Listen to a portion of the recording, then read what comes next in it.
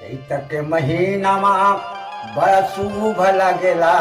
चैत के महीना बहुत शुभ लगेला। लगेला ए मैया आइल गेल दिनवा, आइल बा तोर दिनवा मैया ललसा लगेला। नहीं नहीं कोई आशा हमके रहेला, मैया करेले मनवा हमर छठी करे की। मैया करके हमर मनवा छठी करे की। पता नहीं हमारा मैया कितना खर्चवा, पता नहीं रहे मैया हमारा कितना खर्चवा। ये जुमाई दे हुए मैया हमारो ललसावा, जुमाई दे हुए मैया हमारो ललसावा। ए मैया 1 लाख घोड़ा ले जबै आ 2 लाख हाथिया।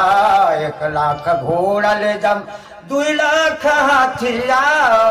मैया के झूलना मैया के झूलना झूलाई में गंगा नदिया।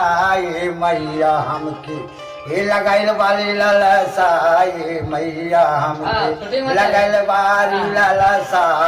ए मैया हम के ए दौड़िया सुपवा के मनमा में ढूंढली, दौड़िया सुपवा के मनमा में ढूंढली।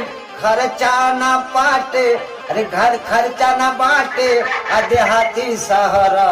मैया उठला लन सुपवा मांगी हमले में, मैया ले गई हम सुपवा।